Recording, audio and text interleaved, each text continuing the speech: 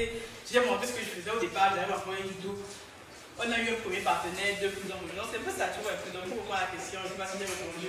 Non, évidemment, je sais ce que je vais faire. Moi, je suis déterminé, je sais ce que j'ai à faire. Et surtout, quand tu es déterminé, tu vas toujours réussir. Moi, je suis déterminé que là, je suis là. En fait, quand tu as le contrôle, tu dois faire comme si ta vie en dépend.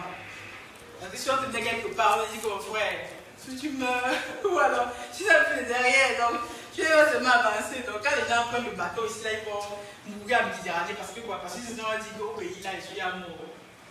Tandis que quand ils prennent le bateau, là, on sait, ils savent forcément qu'ils vont subir des traitements, des esclavages, ils vont tout perdre, mais ils ont un seul espoir de dire que si ça marche, et si ça marche. Mais nous, souvent, on oublie, on dit que si ça marche, on dit seulement que, oh, il y a un tel, il a fait un truc, ça n'a pas marché, on l'a attaqué, on l'a volé. Donc, on nous remplit tellement l'esprit de choses négatives qu'on dit que, bon, finalement, même pourquoi même commencer quelque chose si ça va déjà marcher.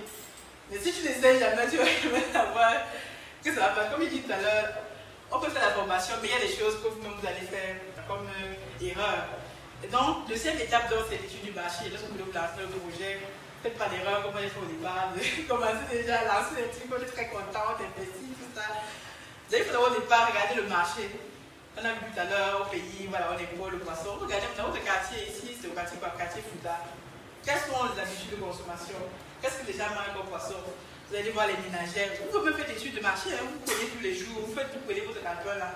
Vous troquez dans peut-être que vous faites des études sur 100 maisons. Qu'est-ce que vous mangez tous les jours, madame?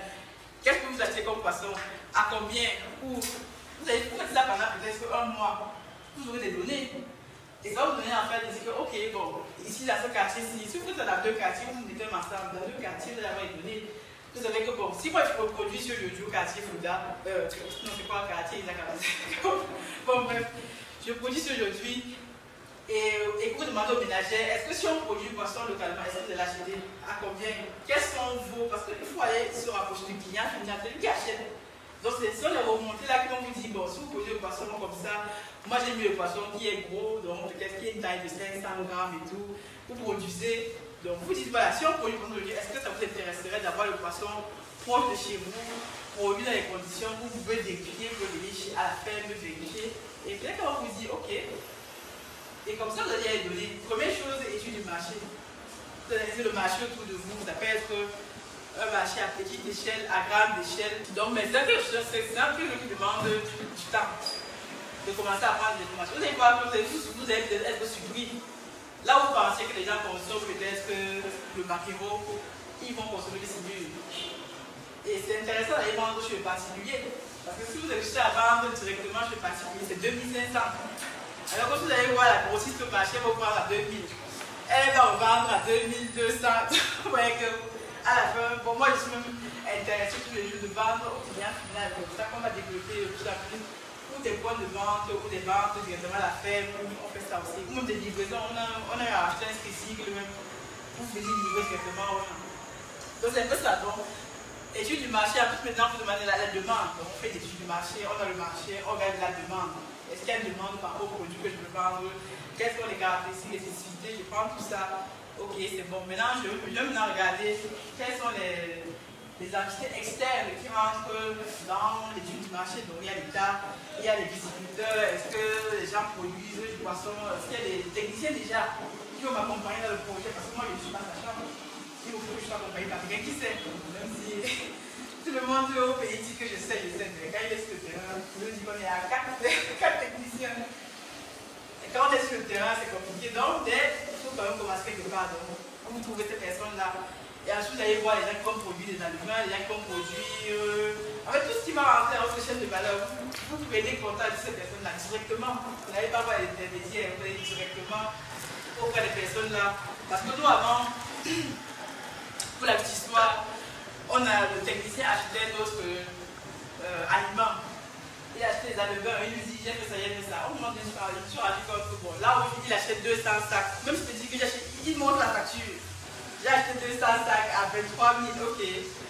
Mais il allait voir le monsieur là-bas, il a dit que, gars, là il voit la facture ici, il fait 23 000, parce que je vais envoyer ça au poste là-bas.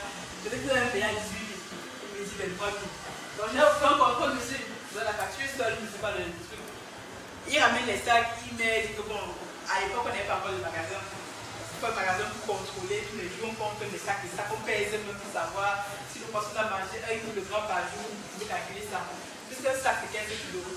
Ouais. Donc c'est un peu ça. Donc lui il faisait ça et tout, donc au final on s'est rendu compte que le gars il vendait un aliment même. Il peut me prendre 1 kg tous les jours, il faisait le sac, 1 kg, il rentre au pays, il rentre. Quand il va, il nourrit, c'est pour le poisson. Il a dit que ça porte sur sa femme à côté, moi, il est technicien, ça qui le côté. Donc, il y a tout ça. Donc, il y a tous les acteurs de la chaîne, interne et externe. Donc, vous avez fait une bonne étude de marché maintenant. Vous savez maintenant, vous avez des données factuelles qui vont vous permettre de lancer facilement. Vous commencez déjà à voir comment vous allez implémenter votre projet parce que le plus important, c'est le client final.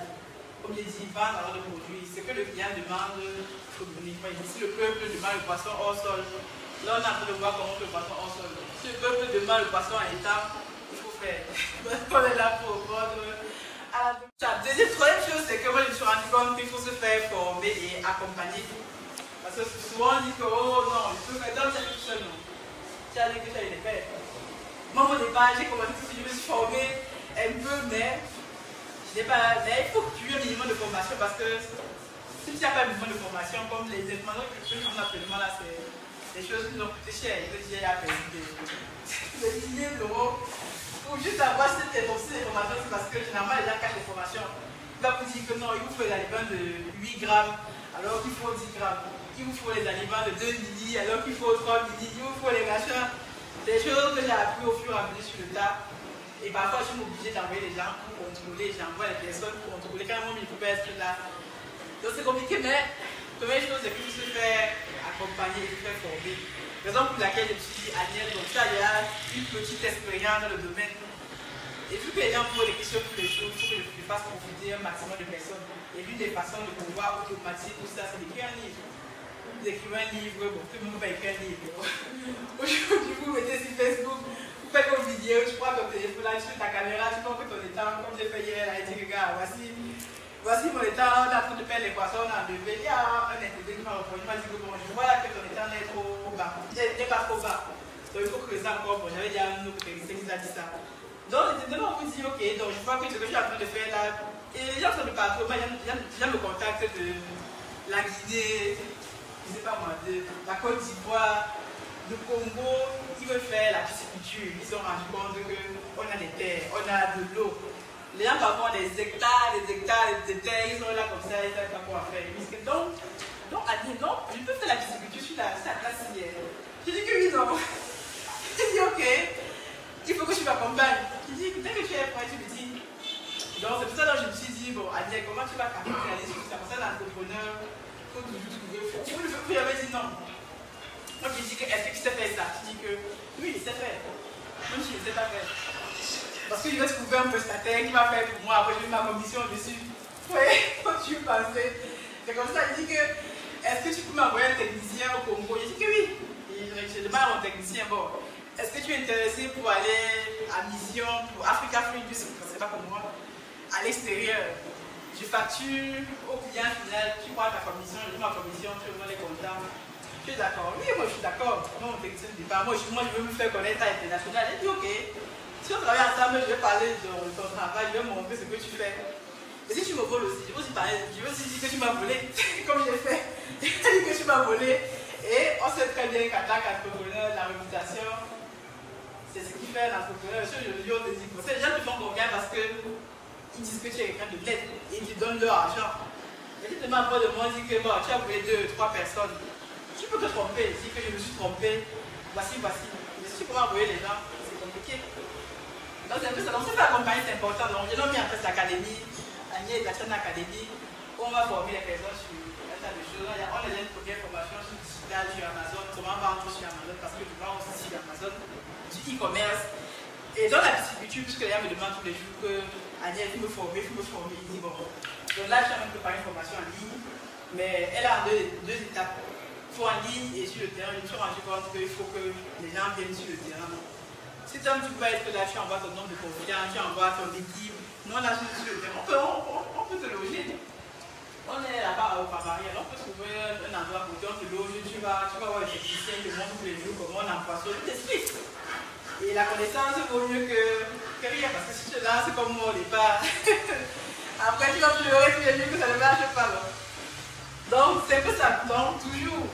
Mais c'est que nous on dit souvent que, comme disait celui qui a dit ça, tu penses que la connaissance que tu as et c'est l'ignorance. Donc c'est pour vite et on n'arrête jamais de se former. Même moi je suis là, je me forme tous les jours. Je vois les gens qui connaissent, quand on a des fêtes, même si je n'ai pas les fêtes, j'apprends toujours parce qu'il y a toujours des façons d'améliorer son business.